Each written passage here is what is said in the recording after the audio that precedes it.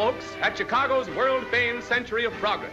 At the 1934 World's Fair, they had an exhibition of houses that architects had come up with that either had new building materials that they were promoting, perhaps new design. We're right next to the town of Beverly Shores, which was a private housing development started by Robert Bartlett in the 1930s. And he thought one way to promote his new housing area was to bring these rather famous homes over from the World's Fair when the fair ended. But they were barged over, or in one case trucked over here. Originally there were 16 structures. There's only about 7 that survive today. These 5 are in the National Lakeshore and they're on the National Historic Register. There's the Weebolt Rowstone House, the Florida Tropical House. We also have the Armco Faro House, the House of Tomorrow, and the Cypress Log House.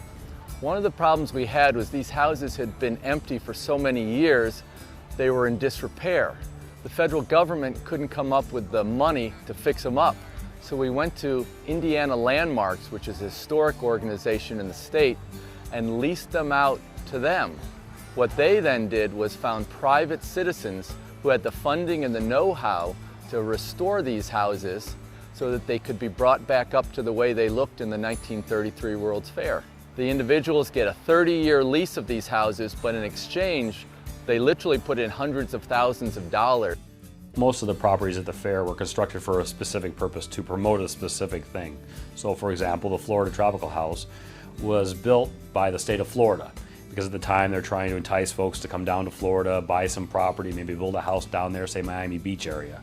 Raw Stone was built and sponsored by the Raw Stone Corporation. They were promoting a new material, the raw stone, a man-made material that looks like stone. Armco Faro was promoting its steel fabrication and its porcelain-clad exterior, and they were trying to promote that as a new material. It's new and innovative.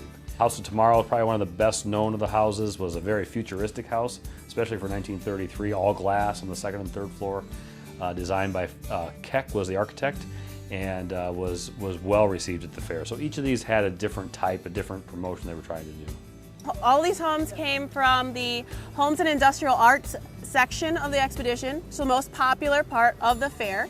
Today we're having our Century of Progress homes tours. Once a year these homes open up to the public. We've got almost 900 people who are going to be coming through them today to learn about the history of this site and to learn a little bit about the Indiana Dunes National Lakeshore. The fact that they had these ideas so long ago that are in service now is totally amazing to me.